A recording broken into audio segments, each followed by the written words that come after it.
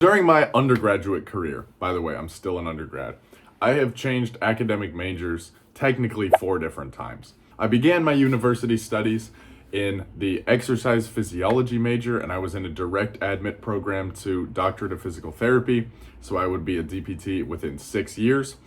I ended up switching from that to undecided for a bit because I was still in the College of Health Sciences. They said I had to pick something, so they moved me into biomed. I went back to undecided when I did not enroll for the next required biomed course, and then I ended up in chemistry. And specifically, I now study chemistry with a concentration in the chemistry of materials, and I'm minoring in biophysics. Now you might look at this and think, why did you choose to move between such different majors, right? And I had a professor actually ask about this. We had to do an assignment where we introduced ourselves and kind of our academic career. And so as I was writing, I explained sort of this whole process. When I applied for undergrad, I believe that I applied to about 12 to 15 schools, and I applied to all but 2 or 3 in civil engineering. The 2 or 3 that I applied to in exercise physiology was because they had a direct admit physical therapy program, and I was very interested in physical therapy at the time, so it made sense. And I ended up going to one of those schools. I started in exercise physiology. I ended up having to take anatomy for it, and I really liked it, and I was also really liking my chemistry at the time. So that got me thinking more in the realm of pre-med. And then I spent a bunch of time in a physical therapy clinic, and I enjoyed my time there, but I just didn't see that as exactly what I should be doing for my career. So then, as I was thinking about how to change it, I started thinking pre-med. So that kind of led towards the bio side, and I decided I was going to take OChem. I gave myself a full semester to decide, where I was taking exercise physiology classes, and then I was taking OChem because that's a prereq for med school. I took an astronomy class as well.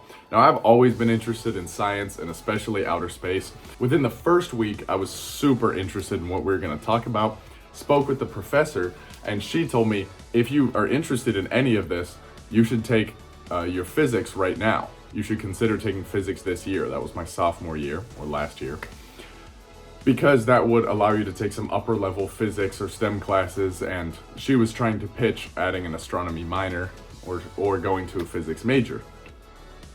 So, in the same semester, I was taking organic chemistry, 2 of my ex-phys classes, and then physics. And I had taken calculus in high school, at least kind of Calc 1, and liked it a lot. So I ended up in the engineering physics, which is the one that used calculus because I enjoyed math. So, in one semester, I was taking a lot of different classes. Was it kind of a strange setup? Yes. It was actually really great though, because I got to meet so many distinct people. And then I discovered possibilities that I didn't realize were there.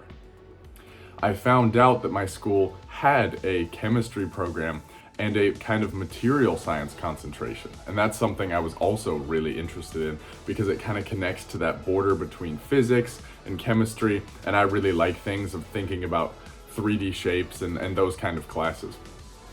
So I decided to make that my concentration. And at the same time, being a chemistry major actually fits pretty well for the pre-med track because you end up doing most of the pre-med requirements. So I was able to kind of dip into all of these, and then adding the biophysics minor meant that I got to learn just a little bit extra because again, most of the requirements were the same. The biophysics minor required taking physics and chem, which I already had to do as a prereq and then for my major.